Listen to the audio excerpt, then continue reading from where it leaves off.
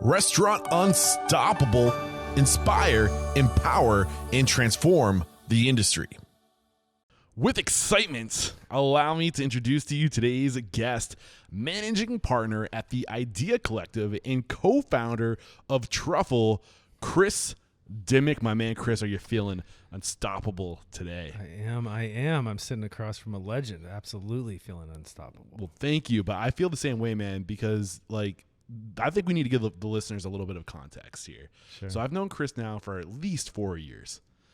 Yeah. And Chris is one of the original people. And I got to give Mikey Saboro the same nod yesterday. One of the original people that made Restaurant Unstoppable possible on the road. Because when I first put out into the ether that I wanted to take Restaurant Unstoppable on the road, you responded. Mikey Saboro responded. I had a few other people responded. But Dayton, Ohio was on that first trip, and you put me up here in the Idea Collective HQ, and this is at least the third or fourth time you've helped me out, and you supported this mission and give me a place to crash. And I just gotta say, man, it's been so much fun to watch you grow and to hear you talk about your vision and all the things you're doing, and to now see it come to fruition. And dude, it's just an honor to be able to finally share your story. And Chris has been chomping at the bit to get on the show. And I have to say, the hardest part about being the host of Restaurant Unstoppable is being the gatekeeper, because there's so many incredible people out there that go out of their way to support this mission and to support me. And I feel like my biggest asset is helping them get in front of an audience of people, because the Idea Collective is essentially like a consulting group, right? Sure. Yeah. And but you guys are more than that, because you're also the operating entity. Yeah, we also own and operate our own concepts. Yeah. Sueno. And did I say it? Dude, I'm from New Hampshire, dude. It's fine. That's a long way from Mexico. You didn't grow up in Southern California. Yeah. Like I did. In Tender Mercy. And Tender Mercy. Which you guys got a sweet nod this year. Mm-hmm. GQ. Nope. So was it not GQ? Sorry, I'm going off memory right now. Keep going. Close. What is it? Esquire. I'm sorry. Why did I think GQ? Esquire, one of the top bars in the country. Yeah, best bars in the country. Best bars in America 2021. Yeah. Congratulations, dude. Yeah, and sorry for the hiccup there. But I mean, it's just so exciting. And the reason why I've been waiting as a Chris, I believe, I know I've had conversations with you. I know you know your shit, but I want to see you guys open these restaurants. I want that story to be there. And he's been so patient. And one of the cool things is that when I didn't reciprocate, you were still there for me. And it's amazing. It just goes to show your character that you just weren't looking out for yourself. You know what I'm saying? We were just trying to add value, man. I know that. Yeah. And but I want to give you a nod that you've been so selfless and so supportive of me. And it feels so good. Here we are. To finally reciprocate and to get you on the show and to promote what you guys are doing. And I could not be more excited. So let's get that motivational, inspirational ball rolling with a success quote or mantra. What do you got for us? Oh man. So we like to say, do cool shit with good people, and stay curious. Do cool shit with good people and stay curious, dude. That rings like in my heart. Why is that your quote? Yeah. I mean, I think at its core, it's about humility. That's the stay curious part, right? Always arriving, never becoming. Yeah. Sorry. Do cool shit with good people. Yeah. I mean, follow your heart, follow your passions, right? And find great people that align synergistically with what you're about. Yeah. And from there, just kind of stay curious. I love that, dude. Yeah. So you have kind of been in a lot of different places since getting into this industry. So why don't you just real quick zoom up to 30,000 feet, get in the airplane. Yeah. Let's cruise at 500 miles an hour and just take us through Run through the your LinkedIn journey. profile. Yeah, man, do it. So I grew up in a family of restaurateurs. My uncle was a pizza guy in Southern California. Some of my earliest restaurant memories, just being in a space in four walls, eating food, experiencing community, was in his restaurants in Southern California. Eating pizzas shaped like Mickey Mouse's head. I love that. Putting black olives on my fingers and eating them. And so it's kind of in the blood and in the family. I studied business at USC, my dream school. Dropped out because I was transparently not prepared to be a student. Okay. But, I thought I wanted to be a sports agent. I thought I was going to go into finance. Oh, don't you worry. I'm going to pull back the layers, man. Yeah. We'll get there. And so I touched on those things during school, and nothing stuck. And so I kind of fell back into hospitality, right? And, I got a chance to help my mom run her store, her pizza restaurant that she had bought from my uncle as a semi-retirement plan. And that's where it all clicked. The business education plus, just the challenge of making things work and the math and the numbers and then driving culture that supports that and participating in a community and all that fun stuff. What's the year at this point? This is 2006-ish. Yeah, 15 years ago. Keep going. Yeah. So that was in Northern California. And as much as I loved living with my mother at 23 years old in NorCal, in Farmville, I had to get back to LA. And so I went back to LA and I kind of cut my teeth in operations and management and worked for a lot of great operators, worked for a few that weren't so great, and learned a lot of lessons along the way. Ultimately was always looking for not greener pastures, but I was always seeking knowledge, mentorship, development. And so I started to look like a job hopper on paper, which was, I knew, problematic at the time. Oh, we'll pull back layers of that. Yeah. But that led to really just positioning myself and my skills and my network of professionals, be it culinary pros, bar folks, operators, whatever. And we just started going after opportunities as consultants. Literally, just flipped a switch and said, hey, I know you're hiring a GM right now, but we're here to understand why you have this vacancy. So you're saying we at this point? Yeah. At this point, who's we?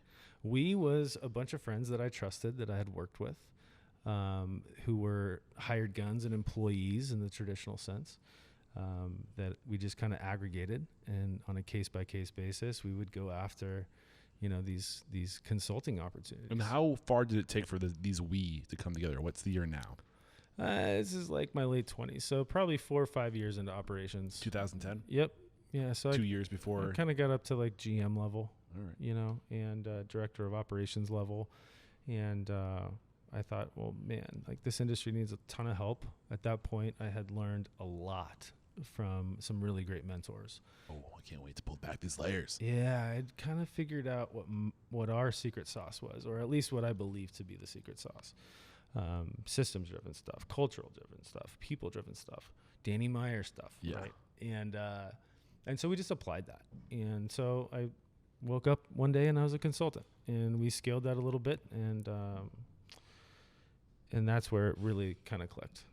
And from there, it was like we're on a mission to do our own thing. At this point, when you say I'm a consultant, is this when you join forces with the Idea Collective? Soon after. Okay. Soon after. So what was the name of this group that was there a we title? didn't even have one. Okay. So it wasn't even an LLC. Is the next wasn't even, I'm gonna make a note there. It wasn't even, and was it a business entity of any kind? Nope. Okay, sweet. Lessons learned. No, it was like phone calls. Like, hey, we got this thing and I need a chef. You want to come do this? So we identified, we're going back now we're 9 years back. When did the Idea Collective come together?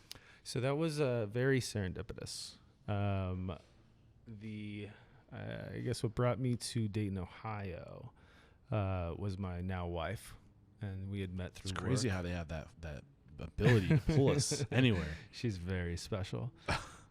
So I had been in LA my whole career. I'd given it a shot, trying to raise money and kind of do my own thing and get my own stuff off the ground. A couple of false starts along the way, and then I met this amazing woman, and she happened to be in Dayton, Ohio. I'm from LA. Like, what is Dayton, Ohio? But I say I fell in love with the girl, and then I fell in love with this community, and I saw a lot of opportunity here. And as I started looking for partners to work with, capital to access, I was very serendipitously again introduced to a consulting firm that did hospitality development and design work globally, but they didn't have an operating partner, and they were also looking at this market, and so it was a very organic fit. Which is the Idea Collective. That's the Idea Collective. Yeah. Got My it. partner started that company 6 or 7 years before this whole Dayton thing brought us together. Okay. And so they were being recruited here to also participate in the market, open some concepts with a developer here who they had a relationship with and was going to be our capital partner. And it all kind of fell in line. So we all took a collective leap of faith, fell in love immediately. It was a great fit. And we moved the company to Dayton, Ohio. That's a lot. I love this, dude. So within Dayton, so you joined the Idea Collective. What was the year? This is about 5 years ago. Okay, so 2016. Yep. Right around the time we first connected, or a little like a year before we first connected. Yep. And I think that's good, but I mean, the only other thing we haven't mentioned, I feel like we owe you a nod. You're the co-founder of Truffle. Yeah, we can get into that a little bit too. When was that? 2019. It all happened around the same time, actually. Okay. Truffle was an opportunity that was born about while I was doing my last project in LA. Okay. A concept called Toca Madera for the Okay. Madera Group, and met a friend, one of my VIP clients, and he had an idea for a platform that kind of challenged the way that reservation platforms and restaurant management platforms connect high-value clientele to the inventory and the operators behind the operation. And got an opportunity to jump on board with that, and that's also a big passion of ours. It's going well. Just wrap up with the two most recent restaurants you opened.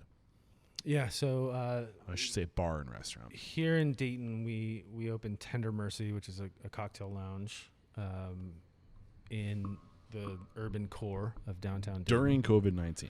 We opened 3 days before COVID shut us down. So that'll be interesting to talk about. Yeah. And in the same building, stacked on top, same lease, same property, same developer, same landlord. We just opened Sueño, which is a contemporary Mexican concept driven by the culinary direction and expertise of Chef Jorge Guzman. And Sueño was supposed to open well before Tender Mercy. Yeah, right? Sueño was immediately, or at least the idea of it. Yeah, we don't need to get into it now, but I think we got into we've reached current time. Here we are today. It's 2021 where we've gotten caught up. So let's get, now that we are cruised at 30,000 feet in our jet plane, let's get in the helicopter and start to hover over some of this stuff, man. So I mean, is it worth talking about any lessons you learned from your uncle early on?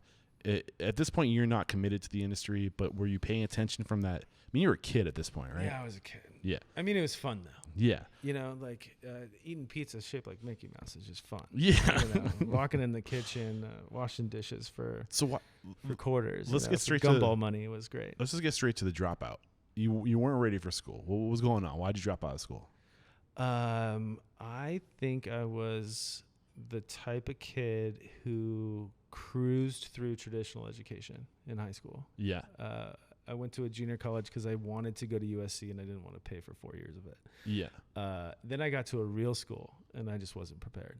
In what way were you not prepared? My priorities were all messed up. Yeah. You know, I'm 21 years old, right? I mean, if it makes you feel any better, I got a 1.17 my first semester of college. I don't even know what my GPA is. It doesn't matter. I think it's still a chip on my shoulder, but you know, it just wasn't for me. And I don't think that traditional higher education is for a lot of us. In this industry especially, which is kind of one of the reasons why I wanted to tap into it, because I've noticed that people who don't excel in traditional formats or educational, like traditional formats, or people who are not good students or like whatever, generally gravitate to this industry. But when they get here, they excel. So what's going on there, do you think? I don't know. I mean, do you really need to pay hundreds of thousands of dollars to learn about business? No. That's just about relationships. But I think generally those same people tend to be one of the reasons why they don't do well in college is because there's so much social opportunity, so much social opportunity, right, that we gravitate towards that because it's what we love, right? Oh, I made a lot of money throwing parties. Me too, man. I used to love throwing parties, like, right. And it's funny, but like that same person that loves that social opportunity to throw the party, to bring the people together in this environment does so well. So there's definitely a correlation there. And it's something that I've seen a trend of for sure. Yeah. So you start to focus. It was around this time you start to focus on hospitality, where you went back to your mom's, it was in Syracuse, right? Syracuse. No, she was in Northern California. Northern California. Where's Syracuse? That's in New York, dude. What am I thinking? Sacramento is what I meant to say. There Sorry. you go. Sacramento.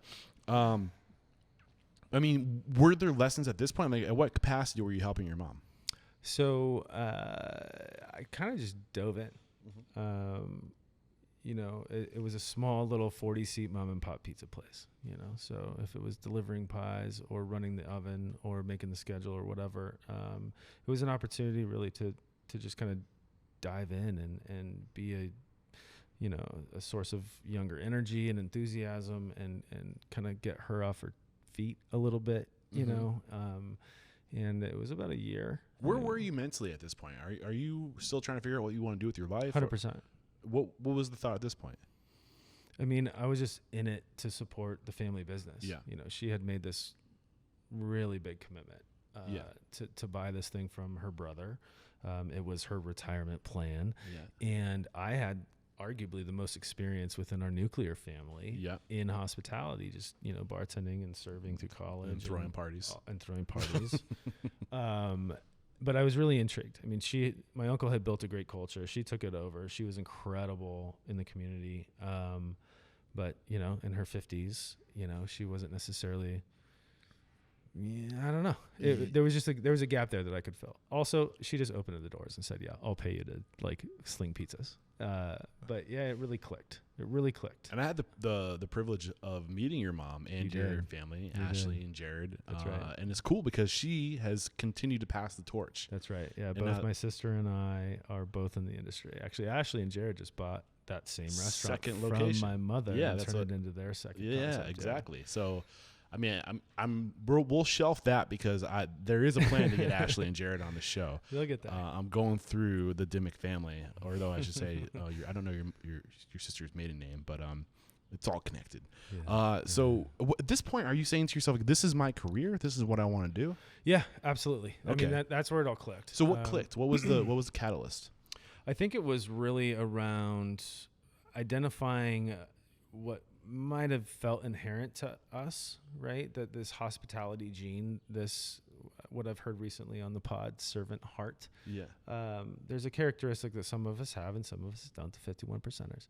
And I was just like, man, like I could do this. What's a 51%er? For those who are not familiar with Dayton.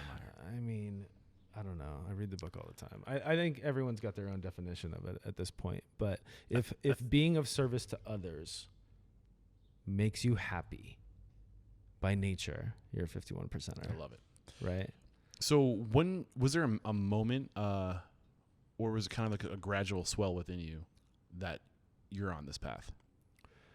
I would just say it was that year. Yeah. It was that year. You know, I've always been entrepreneurial. I've always been a natural leader, you know, captain of the sports ball team or, you know, whatever. Sports ball? Yeah. But, you know, the business side and the challenge of it and the numbers and how that's impacted by the culture and the relationships and then how that matters in a community, the impact you can have with it. And then, of course, working for yourself and being entrepreneurial by nature, I think it all just kind of, you know, I just felt it. Yeah. And I was like, okay, this is what I'm supposed to do. This makes sense. We're going back 15 years at this point. Yeah, so you got 15 years of experience from this point. Reflecting back at that dude you were then, right? Knowing what you know now, give yourself some constructive criticism as far as how you're running that business or how you're helping your mom run that business and who you were as a leader. Well, I wasn't one. Yeah, why not? I wasn't a student of the game yet. You know, there were some inherent things that worked well. Had a baseline education around math and finance and business. Yeah. But I didn't know anything. But I was turned on to it, and I knew I had a lot to learn, and I had that chip on my shoulder, right? So I had to get back to LA. That was the move. So that was the next question. Yeah. Like why? Like, you know, what was inside of you saying that you needed more? How did you know you needed more? Just a commitment to the idea of it and knowing like, hey, my goal is to own my own stuff one day. Yeah. So did you have a strategy of? So at this point, you know that you want to open your own place. Yeah. So you 100%. In this year, you're like this hospitalitarian inside of you. I'm like, this is it. That 51% swelled, and you're like, if I'm gonna do this, I want to be an owner. And what was the dialogue from that point? What were you telling yourself you had to do? I just had to go learn. Yeah. You know, like my uncle was great. My mom was natural at it, but she kind of inherited it, you know. And I knew that the competition, the bleeding edge of the industry was in markets like LA. And I already had relationships there, and the culture and the lifestyle and the pace and all those things. I just had to get back to LA. And I got a job as a director of operations, sight unseen, off a Craigslist ad. And that was enough. I packed up the car and I moved to LA. So it was here you said you had some great experiences, some not so great experiences, and you kind of felt like a job hopper. So why don't you, we're back in that helicopter. Give me a glimpse of where you hopped around to. I mean, it was everything from corporate stuff to independence and kind of mom and pop. In that order? Type of things. Not necessarily. I'd say the first 2 years there was an exploration. For sure. Really understanding, you know, who's doing this well, who are the main players in this market, who do I admire, who's doing really cool shit. How many years were you in LA? I mean, I was there for my whole career till I moved here in 2016. So I probably spent a total of 12 years there. 12 11, years 10. Working in the industry in LA. Yeah. Where was the like at what point? So you at first, and I think this is good advice, and I think I'm hearing it. I'm reading between the lines that at first you're just like, I want to do that. I want to do this. That math is wrong. It's more like 7, but okay. 7 years in LA. I can't keep track. Look at the LinkedIn profile. That's what LinkedIn's for, man. So, but it sounds like at first you're just trying to get the experience, you're trying to get perspective, 100%. You're trying to figure out where Chris Dimmick belongs. Yeah. Yeah, and find the people that I was inspired by that were doing really impactful, cool things, and figuring out how to go work with them and learn from them and add value to what they were doing. So I kind of want to use some of these experiences, because you said you learned some great things, you learned some not so great things. So where did the great things happen? Like where did you grow the most, and how long did it take you to find that spot? I mean, I'm certainly not going to throw shade on anybody that I've No, worked it's not with about in the throwing past. shade, but it's about, we don't have to name names. We can share lessons though. I will say there's an analogy that I commonly articulate now as an owner to folks that we're mentoring. Like, it doesn't matter what field you're in or what you're doing, but you know, it's kind of like there are people that inspire you and educate you and develop you, and they're committed to that. That's part of their culture. So amazing, right? Go find those people. Also, sometimes you end up taking a chance on something that doesn't work out, and it's like a deadbeat dad. And there's a silver lining in that. You know, it might suck. You might have been treated terribly. You might have even thought about leaving the industry, but there's a silver lining and a lesson in that. And at the very least, you can take from that experience who you don't want to be when you get to your dream, when you open your own thing. So let's go back to that. People who are invested in you, and take us there, and feel free to name drop. Feel free to, you know, praise the mentors in your life and the influence they had on you. Sure. I mean, obviously the family, right? That we've talked about. I think there are a few key folks along the way. Mario Del Perro, who I think I connected you to from Mendocino Farms. Amazing. He's done 2 EPs, I think, with you. Yeah.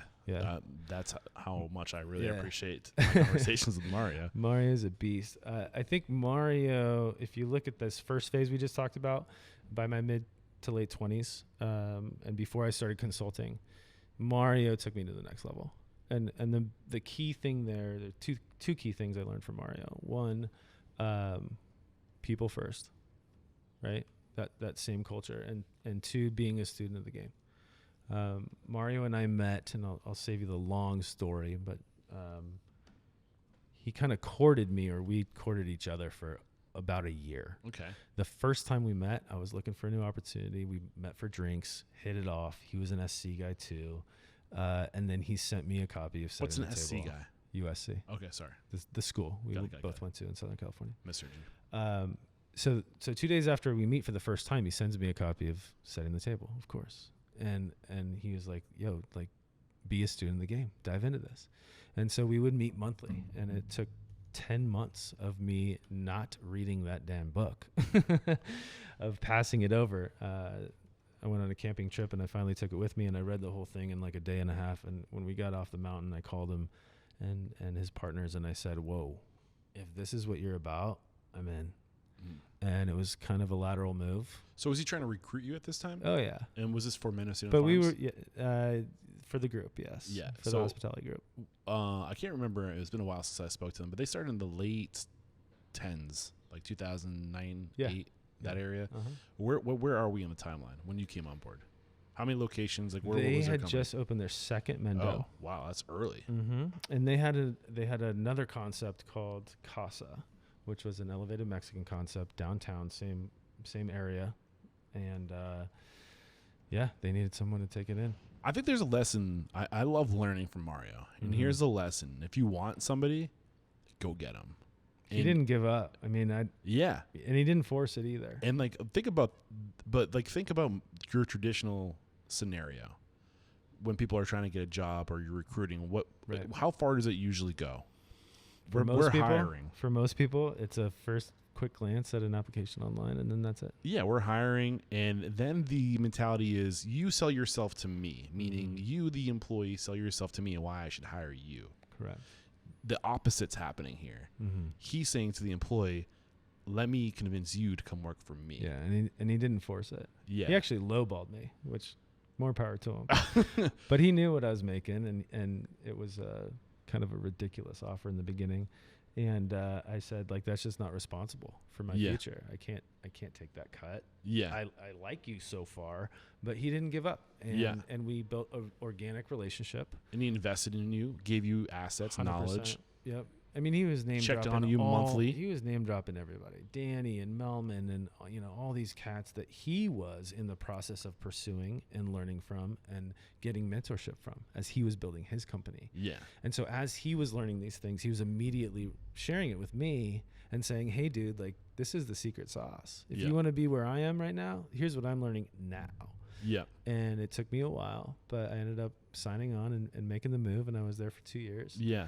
And that's where it all clicked. But I think the other cool thing too, the persistence in trying to sell yourself to somebody and recruit somebody and really going and like putting work into recruiting the right people. Right. But also sharing your passion with those people and your knowledge and this idea of being a student of the game. And I think if you use that excitement, your passion for the game, and you share assets and knowledge and resources with people, it's just a great. And you take interest in people. I mean, eventually you join forces with them, right? That's right. It works. works. I didn't sign on for the paycheck. So, I signed on because I understood that was the best place for me to be to get to the next level and prepare myself. So how did you transform? I mean, you're in the industry at this point for what, like 6 to 8 years? Somewhere in there, yeah. And who were you before, and who were you coming out of that organization? I mean, I was still growing up. Yeah. Right? I mean, I'm 28, 29, 27, somewhere in there. Personally, very much still evolving, developing, and growing up. This is around the time I started Restaurant Unstoppable podcast. Nice. So nice. It's kind of it's cool because that's like what I think when you started to really grow as a hospitality person. Me too. Not that this story is about me; it's about you. Sure. But what were the biggest? I mean, you mentioned student of the game, and people first were the big lessons. Right. Paint the picture of what people first looks like for Mendocinos Farms. So Mendo was all about, internally within the culture. It was all about development. It was all about opportunity. It was all the Danny stuff. What does that look like? It looks like, a growth model built around talent and people, and not, a real estate deal or a VC throwing money at you, right? It was all about a culture of we will grow as fast as we can develop great people. First find them and then develop them. And that's what drives your growth as a company. Building the bench. 100%. Yeah. I love that expression. An endless bench. Yeah. An infinite bench. Everybody who works for you is a manager eventually. Should be. That's the goal. Should be. Right? Yeah. I mean, Mario taught me this too. Like we try to talk people out of leadership positions. Like, if you don't want to own your own shit one day, what are you doing? Yeah. It's not worth it. Yeah. It's not worth it. And I think that mentality is one of the core things I learned from him, and that I still apply to this day. What about 100%. technical stuff, like the operations side? I mean, ops is ops. Systems are systems. Like, I think they evolve. Did you evolve operationally during this time as far as how to? Yeah, sure. In what way? Sure. I think one of the big things that I took and have evolved since is just the culturally supporting systems on the front side. What does that mean? So hospitality training, leadership training and development. Having more than just a manual and a handbook that you have someone sign the last page of Soft skills. on orientation day. Yeah. Right? Really articulating on the front side and building them into your systems, specifically with new hires or at the beginning of a new concept at launch. Who are you? What is this company about that you've signed up to make money with? Right? But also, like, who are you following? What are we about? What is this whole thing we're doing in hospitality, and why does it matter? Right? Why am I excited about that as a new hire? If I'm a server, a bartender, a barback, whatever, a dishwasher, like, let's talk about why you're interested in this, why it makes you happy. Let's identify that. Let's understand that. And then let's go apply that to the work that we do every day and the product and the service that we put out and the experience that we create together. So are you trying to understand the employee? Is that what's happening? You're trying to get a feel for that employee and what excites them and where to put them? Or am I misinterpreting this? No, I think it's one step before that. Okay. It gets back to recruiting. Got it. Identifying folks who have the inherent hospitality gene, Yep. as we like to say, or the 51 percenters, right? So how do you have systems that help you identify the folks who inherently have the servant heart? Yeah. That's a strategy. At this point right now, this isn't your corporate experience because there are only 2 locations. No. Is this the corporate experience you're referring to? No, these are things that I learned from guys like Mario. Well, yeah, but when you refer to your corporate experience that you had on your come up, when I asked you to go in the airplane and the cruise, you said it was the corporate stuff. Sure. Is this what you're saying? Is this the corporation that you're referencing? Absolutely not. Because at this point, they're still baby. No, I didn't learn any of this stuff from the corporate guys that I worked for. So any other lessons from Mario? And I don't want to make this the Mario show. This is the Chris Dimmick show today. But, I mean, we are a byproduct of those who mentored us. 100%. Yeah. So any other lessons or values that he instilled in you that you carry with you to this day? Just that we don't actually sell food and drinks. What do we sell? We sell an experience. We sell a feeling. Yeah. You know, Mario says we sell happy. And I still say that too. Yeah. It's corny as hell. But that's what we do. We sell happy. Yeah, and he's really good at communicating that. But I think what he's really selling is opportunity to his employees. Sure, absolutely. And I but that is lived out. But that's lived out, and that's earned. And that's on the back end. Right. That's not the consumer facing mission, but that's the internal mission. 100%. Right. How do you sell happy to your employees? By giving them opportunity. Exactly. That tapping into those higher needs. That's feeling loved. First security. Feeling loved. You and your Maslow's, man. Fucking love, dude. If Maslow was, is he around today? No. Yeah, this is a long time ago, right? Way. When did that come, dude? I don't know. If he was, place of water I know he's not around today, but if he was around today, he would have been a guest by now. Yeah. Or a sponsor. Yeah, or a sponsor. I've sold so many but yes, Maslow books. You're right. You're absolutely right. Yeah. I mean, all these things dovetail. Yeah. Right? But that behavior as an owner and as an operator, growing, an empire, that is something that is modeled and it's earned with your team. That's not something you sell on the front side. Okay.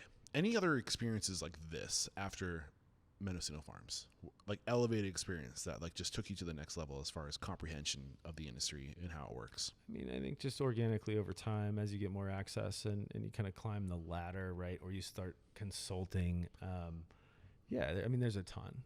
It's just time. So you're on this rocket ship. It didn't feel like it. Right? It was about to take off. It's not a rocket ship. Well, we're talking about Mendocino Farms. Sure. Because it did take off. Like, oh, yeah. Yeah. Mendo was. And you were on a team special. where if you stayed with that organization, you could have probably been at least like a store owner, or maybe, I don't know how their financial model works. Yeah, I mean, I had an equity deal I was chasing, sure. Yeah. Why did you get off the bus? Honestly, I'm just really inspired to do it for myself. Yeah, that's a good reason. Nothing against those guys, but I don't want to be an employee forever. I wanted to own my own shit. Well, you also mentioned hopping around. I want to pull back the layers in this. How often were you changing your job? I mean, I don't know. For reference, I was with the Mendo guys for 2 years. Okay. I think that was the longest tenure I ever had. Okay. With anyone. I really enjoyed launching and creating something, building teams, building culture. Once things were kind of running, yeah, and I was hitting a ceiling within an organization, I was just looking for the next thing, right?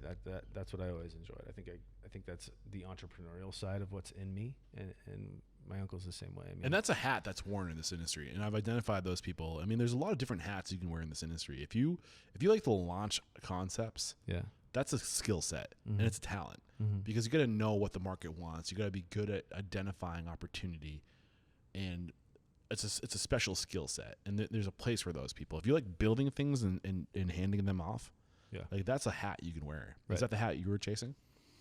Yeah, I think Yeah. so. I mean, and the growth, Yeah. right, and the learning, and the mentorship. So where was the next tier of growth for you after Mendo? I was just positioning myself with the knowledge that I had and understanding that the market, at least in LA at the time, there were a lot of operators and owners looking for management. And I thought, shoot, I can take all these things that I just applied and go get paid to instill them within these businesses and cultures and be here for 6 months and help fix it and find them a long-term solution. Okay. Is that what happened thereafter? A few times. A few times? Yeah. So identify a place where, there were some lessons or some mistakes made. And I still want to talk about some of the not so great places. We don't have to mention names, but we can share lessons. No, I mean, there weren't really any not so great places. They weren't necessarily transformative, but they were great relationships. Yeah. I still learned a ton, and I still have and maintain those relationships because they all added value to my journey and my process. Right? So on this journey, this process of you evolving, where did you meet some resistance going forward beyond Mendocino? Like you left Menno, well, like is there a place where whether you're trying to partner to help somebody grow something or whatever, you guys ran into challenges that you can share those challenges and help other people avoid making those challenges, or not making those challenges or mistakes? Not so much personally, but I observed a lot of my colleagues, my friends in the industry attempt to get to that next level. What next level? Ownership. Yeah. Try to raise money. Try to launch a concept. Utilize their relationships and their network and their profile and their platform as the GM of this or the DO of that or whatever, and try to get to that next level in a market like LA.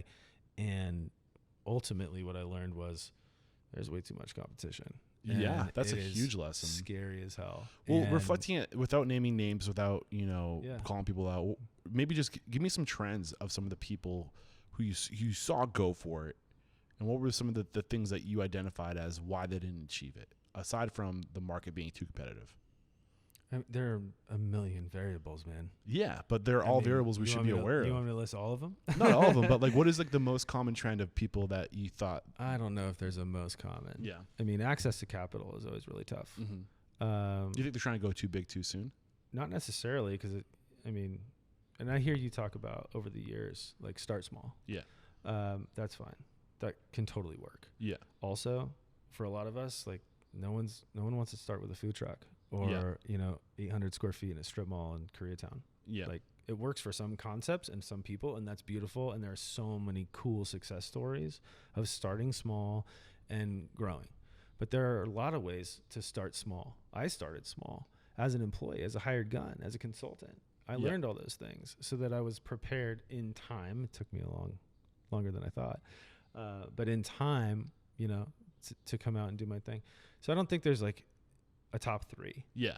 Access to capital is really tough. Mm-hmm. And in markets like that where you're competing on the bleeding edge of all the trends, what's the likelihood of actually being able to level up if you don't already inherently have the resources to do it? We're back, and you just started getting into this move to Dayton, and where I think you were alluding to it, that it's really hard to come up in a market that is saturated with talent, where it's really hard to be heard, or it's really hard to be discovered when there's so much talent out there. And if you're trying to do your own thing, you really gotta go toe to toe with some talent and some deep pockets. I think the deep pockets part is the thing that is just keeps those who are winning.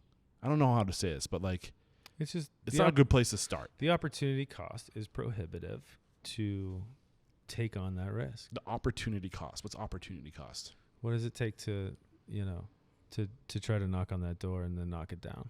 what does it take to even have an opportunity? Exactly. Like what's the barrier? What's it called? The barrier of entry. Correct. Is so high there that in coastal markets and tier 1 markets, absolutely. Yeah. It's very challenging to level up. So you at this point you weren't thinking about that in Dayton or that wasn't on your radar at this point, was it?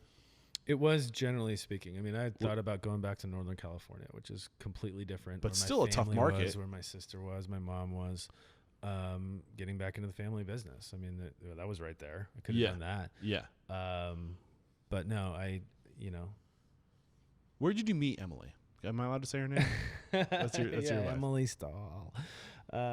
We met through a work event that we were both at. I actually helped co-found an event marketing company with my best friend that I grew up with through childhood, and I spent a year getting that off the ground. And through that experience and those trials and tribulations and successes and failures, I met the woman of my dreams. So how did you meet her, and why didn't you mention the event company? I mean, it was the vehicle through which Emily and I were connected, and that's kind of what it is. Okay.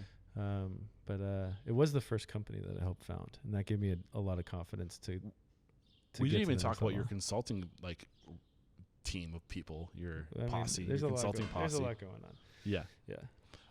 So this time you're working as a consultant, you're starting companies up, event marketing companies, you're meeting your future wife. Yeah, I met this woman, and she was badass. And for the first time, at that time in my life, I was very focused on my career.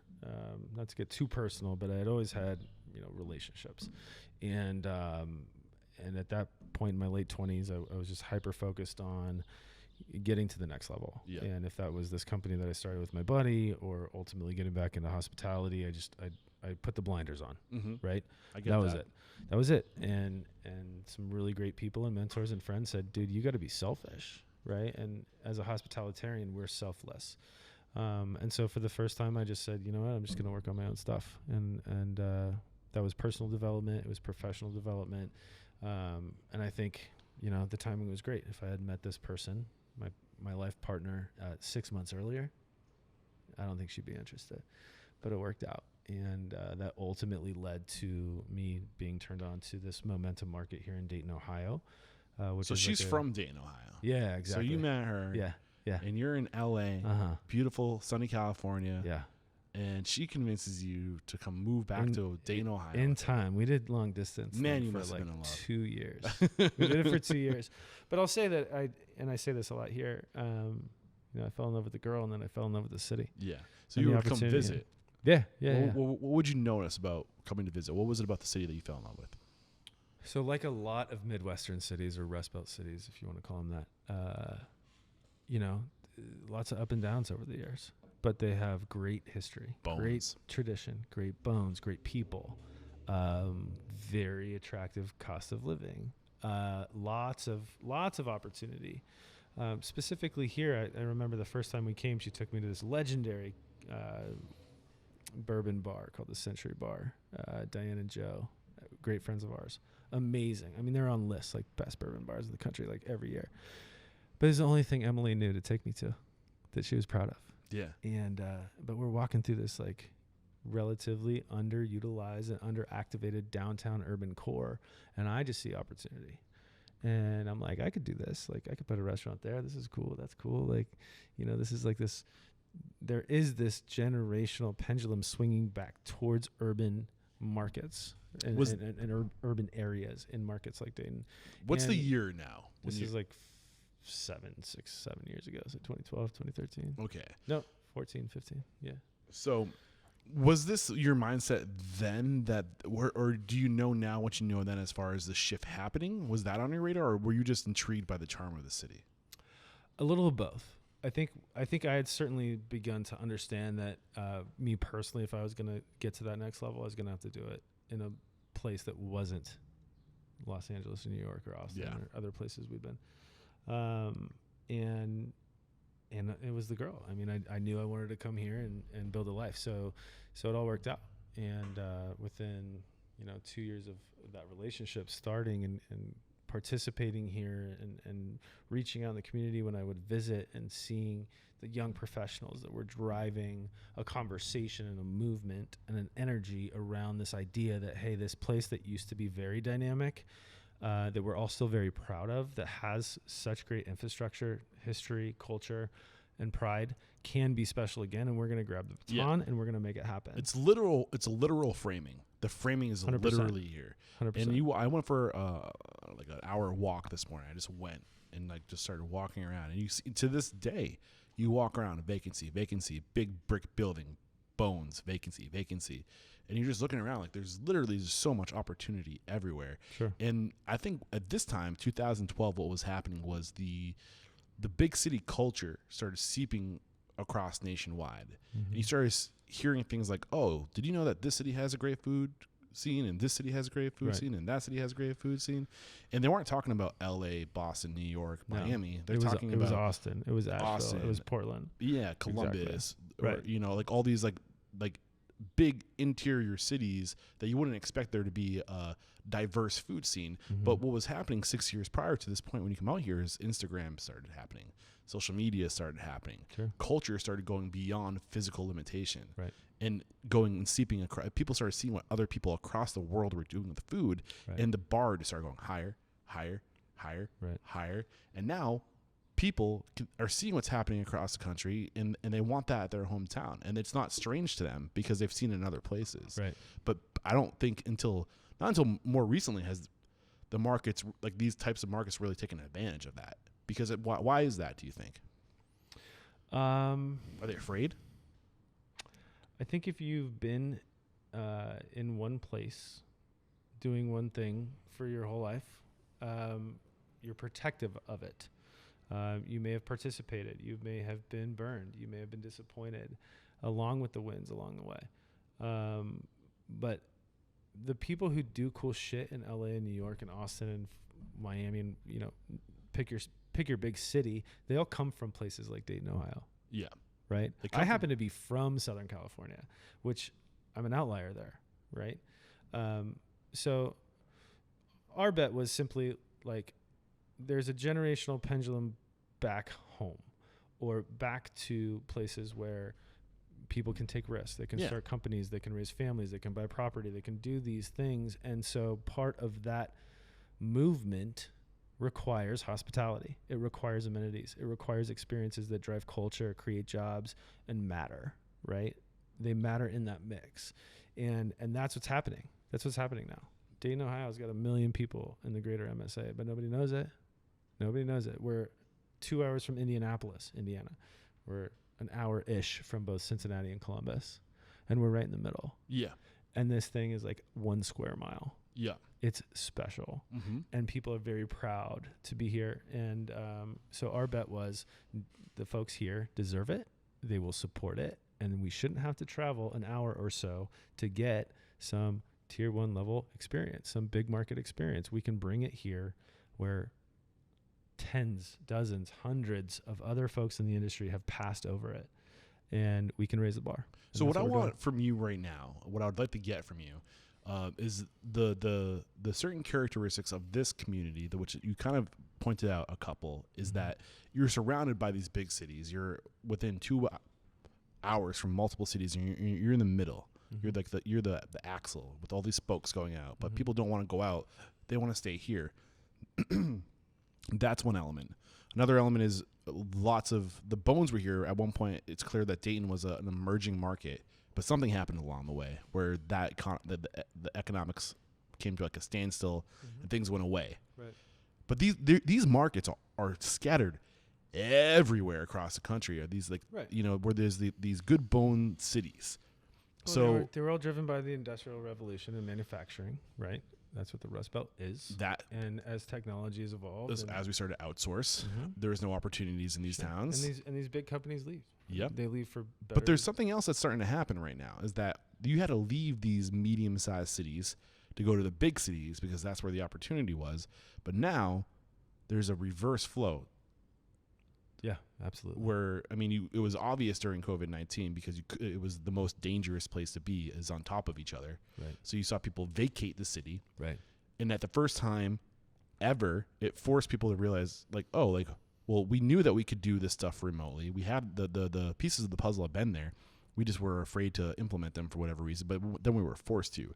So I think, I mean, I don't want to get ahead of you. I don't want to share things you want to share, but this idea that, like, we don't need to be in big cities anymore to make a living, and we can take the money working remotely that in the company that's based in the big city, like in New York, and we can work in Dayton, Ohio, and take that big paycheck and stretch it way further. And people are catching on to this, and more people are working remotely. Like, I think these markets are going to explode. Yeah. They're already starting to explode. That's the bet we're making. And I think you're right with, I mean, generally COVID notwithstanding, like, technology is allowing that to happen more easily. We're also learning more about people, and we're starting to realize that people are happier when they have a little more fucking room. Sure. Yeah. A little more room, a little less stress, a little more money in the bank. All those things matter. Yeah, I think it's an exciting time for our generation. You know, I'm in my late 30s at this point, early 80s baby.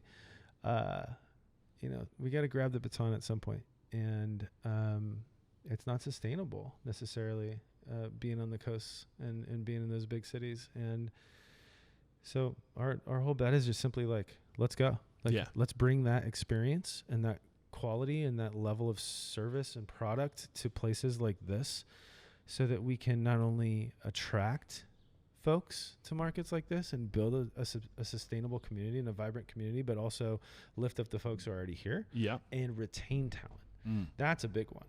What's really happened in the last like 2 or 3 decades is, you know, a lot of great folks coming up, and there's no reason to stay. And they feel like they have to go cut their teeth and get an education, go work, and and that's true. That nothing against that, but retention is as important as acquisition. More important. And so culture and art and food and drinks and service and the art of hospitality, all these things matter to the equation. You got to have a place to live that's affordable, right? Got to have a roof over your head. Got to have infrastructure. Got to have, you know, good government and responsible leadership and all these things, but you got to give people a reason to want to be there, right? And so for the folks who have remained committed, they're so prideful and they're so excited that now we have something that feels like we've deserved it for a long time, and here it is. Yeah. Right? So we've identified that there's tons of opportunity. I call these fringe markets on the edge. Yeah, call them whatever you want. We call them momentum markets, which is a little more positive in nature than fringe. What's if you want to take momentum and run with it, please. I like momentum. We didn't invent it, but I picked it up a couple years ago and I like it a lot. Fringe. It's definition. Upside. Fringe is like rough. It is kind of rough. It's fringe. I don't like fringe. I like the border or outer edges of an area or group. I mean, right, here's I used this term earlier. Bleeding edge. Bleeding edge. That's progressive. Yeah. That's cool. But I like momentum markets. That's avant-garde. Swinging in the right direction, right? Exactly. So we kind of, I think, unpackaged pretty well. Unless there's any other elements of this market that was super appealing to you that I think are elements you should look for in a market. No, I just think the idea of like going home is important. If you're from a place like this and you're pursuing something different, you've gotten experience, you've cut your teeth, if you will, consider coming home. Consider being part of something bigger than you that matters, that can add value to your community or a community like it. Yeah. Right? You don't have to compete in those big markets to make it. Take your ego out of it. Well, there's been a big... Did I cut you short? No. There's been a big... I've definitely seen a trend where you have people that are from Dayton, Ohio, who go to CIA, and then they stay in New York City, or they go to LA, or they go to New Orleans, or whatever big food city. They're there for, 3 to 5 years, maybe a little bit longer. They get tons of experience working in multiple places, and then they come back. That's right. And those are the ones that are getting their come up is in the competitive market. So their standards are at a competitive market, and they bring that standard to a city where the standards just aren't there. You shine like a fucking star, dude. True. And it's so much easier to get discovered when you're forced to have those high standards to compete, and you take those standards with you. You're going to outwork people. You're going to I think it's all about relativity. It's all about preference. You know, not preference, but perspective. It is very relative. I would say in big markets, you're forced to compete. Through that process, you can bring that home, if you will, or bring that to an emerging momentum market. And not a French and market. there's not the idea of competition doesn't exist. Like in a place like this, we are so far away from a saturation point where we're actually competing against each other in the industry, in any industry. But you know, we're all building something special here. We all have an opportunity to participate and add value through our passion. If it's culinary, if it's service and hospitality, beverage, wine, whatever, we're creating jobs. We're bringing young people with us. We're providing experiences that matter, that people feel really good about and they're proud of. And that matters, right? And so the relationship to competition is different in these two different types of markets. And that's really exciting. The same work that we might do in a big market like LA around workforce development, perhaps, or feeding the hungry, or any social cause that we can touch through our industry is a flash in the pan in those big markets. Yeah. Well, you do that same work here, and it really, really matters, and you can have a big impact. And I think at the end of the day, we all love the work that we do. But when you think about legacy and why we do it and what keeps us getting up in the morning to do this crazy job that is so stressful and so emotional and has so many moving parts that most people fail at, it's legacy. What's the impact? Why are we doing this? It's got to be bigger than the bottom line. I love that, man. We haven't talked too much about the Idea Collective yet. So this is a unique interview for me because I don't usually get to talk to people who start consulting companies or are involved in consulting companies before opening their restaurant. Right. It's a kind of usually they're like, oh, I'm going to open restaurants, and holy shit, that's really fucking hard. I'm just going to teach other people how to do this and open a consulting firm. Right. But you did it backwards.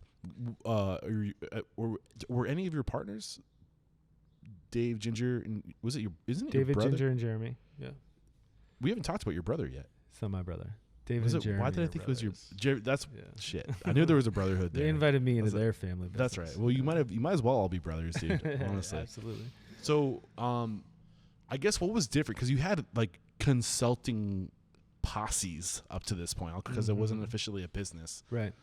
What was different about this experience and the other experiences? Well, first, I want to break down the word consulting. I hate that word. Okay. We all hate that word. There's not a better word for it, at least in our language and vernacular. But mentor? No, I mean, we just get paid to help people do something better than they can currently do it. It's like it's a service. Yeah. So, you know. Why do you hate that word? I just think it has a really bad rap. It has a negative connotation. Condensation is what's on my beer right now. Yeah, I mean, we add value. We try to add value. Yeah. We help people take a vision and an idea and make it a reality, and that's it. And you know, my partners, and this is a good segue into the idea of partnership because I know that that's where I'm going. Yeah, I know. You've talked a lot about it, and I think it's super valuable. I was lucky enough to meet these folks, but the way that the four of us complement each other, we don't compromise, right? Ginger, very highly tactile design, beautiful, sexy spaces, materials, items, found stuff, the value engineering of it. She's incredible. Everything she touches turns to gold, and she does it very efficiently. Wait until you see the photos of, I'm going to say it wrong now, Sawyer no. Did I do it? Sawyer? Well, you say it weird, man. I feel like I can't make my mouth make this. Say it for me. Sueño. It means dream in Spanish because it is our dream restaurant. Make sure you catch the video of today's episode to see the faces that Chris just made at me. Yeah. Sueño. Thank you. I'd like to think you'll get there. I don't think. No, man. I've given up on myself. You should probably too. but no, Ginger brings this, this very like Liz Lambert style of like very high, sexy, thoughtful, intentional, thought-provoking design to everything we do. Behind that is David, who does a lot of the technical side of the design. Yeah. He's a musician by trade. before they started this company. And I was trying to play his drums the other day. I'm horrible. yeah, they're not tuned up. We don't have time to maintain those. But you know, and then Jeremy is like a kind of a high level biz dev guy, New York guy. He runs our global office out of Brooklyn, and then I'm the ops guy, right? I'm the one with operational experience. So we complement each other really well. And I can tell you, splitting things 4 ways is the only way we would have anything to split. Well, what about the advice I've heard? And I'm sure you've heard this too, that partnerships are always better in odds. I've heard that. I think it's the reason is in case there's a split decision, there's always a but majority vote. That kind of stuff is also can be contractual. Yeah, you can protect yourself those ways. That's ridiculous. It's the same idea of like I have to protect 51% of my company to have control. Yeah, no, control is contractual. Get a good lawyer, figure it out. It's called an operating agreement. Yeah, and it can be whatever you want. You can own 5% of the company and still have the control that you need. But yeah, generally speaking, I was very fortunate and blessed to organically meet a team of folks who already had something amazing, already had traction in the same way that I was building up my thing, and we were perfect complements. And we came around this opportunity here and stayed with it and stuck with it, and here we are. So Jeremy, David, and Ginger were here first. No, we all came together. They all came together because I know David and Ginger are from Oklahoma. Or is Ginger from Texas? She's from Atlanta. Texas? Or outside of Atlanta in Georgia. And then, yeah, both the Kittredge brothers are from Oklahoma. Okay. Originally. But you guys all got here around the same time? Yeah. But they were a business before you came. Yeah, exactly. They were being recruited as the Idea Collective to come to Dayton. They were being recruited. Who recruited them? A developer who was buying up some properties downtown who saw this momentum market, this opportunity, and said, hey, we did this in Oklahoma, and we did this in Tulsa, and we did this here and there, and Dayton's the next one to pop. So they did this developer just kind of identify one person, and did that one person come with the team? Because David, Jeremy brothers. Ginger, so there was already a personal relationship there. Okay. And he was, this developer was trying to bring the Idea Collective here to not only open restaurants that would seed the district that he was redeveloping, right? Urban redevelopment, but also help with the master planning and the design of the whole thing, the whole ethos of it, the co-tenancy. I think there's some lessons here that I never get into, and I think it'll be really interesting. And I think it's part of my mission to inspire, empower, and transform the industry. I think the industry needs a lot of transformation. I think communities need a lot of transformation right now. Sure. So what have you learned from this? And I don't know if you want to keep them secret, the developer, the person bringing it in, if he's behind this. No, his name's Scott. Okay. I owe him, the world, because he brought us together. Yeah. He's a great guy. So I guess what I'm curious about is, I'm assuming because Jeremy is the biz dev guy, he was the contact to Scott. No, actually, no. Who was the original contact to Scott? It was David. David in his band musician days was actually in a band with Scott's little brother. Oh, if you really got to get granular. But no, they were recruited here, and at the very same time, I had decided that I was going to come here and open restaurants. And so I was looking for people with capital that were doing cool shit. And I read an article about Scott buying the first 2 of what ended up being like 12 buildings over 3 square blocks. And I reached out to him, and he said, this is crazy. You got to meet my friends from the Idea Collective because they don't have an operator. That was their answer. Like, yeah, we'll come design some cool shit, but we're not operators. Yeah. So David and Ginger are a couple. Were they a couple at this point, or did their romance blossom afterwards? Okay. No, they're also life partners. Got it. Okay, I'm just trying to paint the picture of like it's pretty convoluted. Yeah, no, it's interesting. You can figure it out if you go to the website. But what have you learned from Scott about how to bring together a team, and what are the elements you need to reinvigorate a community? That's a good question. I think what Scott understood was that the project was bigger than he could get done on his own. Yeah. Period. Ultimately, it didn't happen. He had to sell it off to somebody else, and we were left empty-handed with. Ultimately, he had to sell he recruited you guys to buy 12 of 2 buildings. We put a couple years into the whole project, and it just stalled for a lot of reasons that were no one's fault. But the investor we all signed up to work with to open our first 3 concepts didn't have money, and so we actually decided to stay And we said, do we still want to do this stuff in Dayton, Ohio? How many of those original Yes. 3 concepts are the concepts you're working with today? The first 2 that we actually got open. Nice. What's the third one? Later. TBD. Okay. It's evolving, man. It's I hear evolving, that, but you know what? Like, it's funny because I think it's important to not be afraid to talk about what you want to do in the future, because I think it's important for people to understand that things change. Sure. You know, but the process of getting to that change only happens by sharing, getting feedback, and putting it out there and evolving it, right? Yeah, and I think the lesson that is relevant in our story is that we were resilient, and we were committed to it. We believed in ourselves. We believed in the opportunity. We signed up for something and moved the company here and moved our lives here, and it all fell through. And we said, no, we're going to do this. What was it like? Take us to that point where it all fell through. What was the energy? What was the... Oh, it was heartbreaking. Yeah. It was scary. It was terrifying. I mean, we were trying to finally do our own thing. Was this 2019? This was 18. 18. Yeah, and late 18. So, as consultants, we had wound down a lot of things because we were gearing up for our own stuff and finally getting to that level. And it was disappointing. It was scary. It was terrifying. But we believed in ourselves. And more importantly, we believed in this community and this market. The opportunity was still here. Yeah. And we had spent, almost 2 years to that point participating in this community. So we were building relationships. We were earning people's trust. We were adding value to the community as consultants wherever we could, if it was in the arts or other restaurants or whatever. And I certainly wasn't going anywhere. Yeah. Right? And Scott is he still a part of the picture? No, he's not. So he was the investor that... He was the original money that was going to allow us to start our own hospitality group. So, I mean, there's a million bajillion stupid things that could blindside you in this industry, no matter how prepared you are. Right. What were the things that blindsided you and your team as far as the hurdles you ran into with trying to execute this vision that you had? I mean, that was the big one. I mean, certainly like being new to town was a hurdle, right? Yeah. We had to earn people's trust. A lot of folks come in and out and fly by night and say, hey, I'm going to do all this cool shit.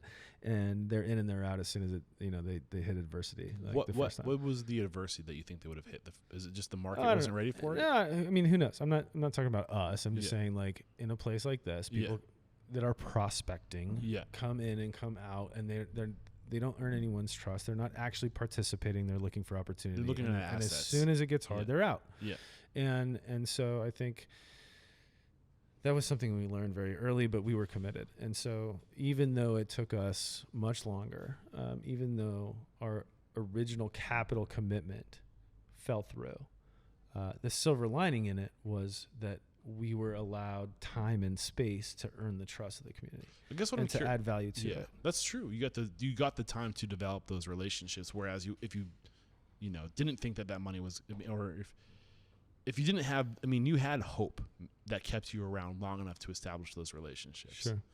But I guess what I'm curious at is the money wasn't, eventually the money wasn't there. Right. But were there things that got in the way of the money getting to you or getting to these projects that we could enforce? Nothing relevant to this conversation. Okay. No, I mean, that's just how it happens, right? We're talking about $100 million projects. Yeah. Like shit doesn't work out sometimes. Yeah. We hitched our wagon to a horse. It didn't. Any lessons learned that you can forward? Not so much. I mean, not specifically. I would just say, maybe spread your wings a little bit. Have a contingency plan. We took a big risk just coming here. And winding things down to prioritize this project. What was sorry. And then, we kind of had to start over. What was your contingency There wasn't plan? There wasn't one. So is that the advice? I mean, we still have the consulting business, right? Well, that's what I was thinking. Like the cool thing about starting the way you guys did is that you have another form of cash flow. Well, that pays the bills. Yeah. But that doesn't inspire us necessarily. Like we want to do the same work for ourselves in a place where it matters, like I said before. And that's always been the goal. So you guys, I think you stayed persistent. The cash dried up, your investor left or pulled out or whatever the scenario was. Instead of getting discouraged and saying, well, screw this, let's all hope is lost. You said, well, what can we do? Yeah. Like we're committed to this community. We've developed our relationships. We see the potential. We just said, are we still committed? Yes. Do we still want to do this in Dayton? Yes. Can we go raise the money ourselves? Let's go for it. Take it from there. Yeah. So at that point, we kind of speed dated around town, right? There's a lot of folks in communities like this that are quote unquote developers, or folks who are buying a property and putting a ton of money into bringing them back and back to life. And so we kind of met everyone else that we should have met a long time ago when we first got here, and found some really great properties with some really great people who were doing some really great work, who also valued what we were doing. And that first alignment or alliance was something, we found a great space. We signed a lease. We personally guaranteed a 10-5-5, right? A 20-year lease with, $0 in the bank for this. What's a 10-5-5? It's just a 10-year lease with 2 5-year options, okay. Which is, if you're in it for the long term, it's a preferable strategy. Why? If you've got the confidence, right, and you believe you've got the capital, and you're going to be, a pillar of the community, you want to lock in those opportunities now, because your work and your effort is going to add value to the market and grow the market, right? That's the plan. And so you don't want to be paying the new rate 10 years down the line when it goes from $10 a square foot to 35, right? If you're betting on yourself to begin with, then you should secure a long-term commitment as best you can. Well, plus if you're a part of that adding value to the market, you should benefit from that. 100%. And this is actually a conversation that I had with Eric Williams, that people in this industry are not the beneficiaries of what we do to the marketplaces we go into. No, and it needs to be more of the conversation. Yeah. We tend to be the ones responsible for going into markets and revitalizing markets by bringing culture to these markets, by bringing people into these markets. And it's usually the people who are at the top who benefit when the property value goes up. I mean, money talks, right? Yeah. So I get what you're saying. You're right. You're not wrong. But most of the time, we're the ones without the capital. We got to go sell ourselves and our talent to make those dynamic partnerships. Yes, we add a ton of value. But without the capital at the top, we're not even here. Well, it sounds like this model, the 10-5-5, kind of is maybe not the solution, but a dampener of the byproduct of our situation. Like that it protects you a little bit. That's just a lease agreement. It's not a big deal. But the way I'm understanding it is it basically kind of keeps you from having the property value to get away from. Right. Every deal is different. Yeah. Right. But typically, if you can throw a few options on the back end that are in line with the normal escalations throughout a 5-year lease or a 10-year lease or whatever it might be, if you are renting and not owning, and you have a lot of confidence, have those options. Yeah. Got it. Back to this idea of dating around, networking, essentially. Mm-hmm. What advice do you have for being new guys in town?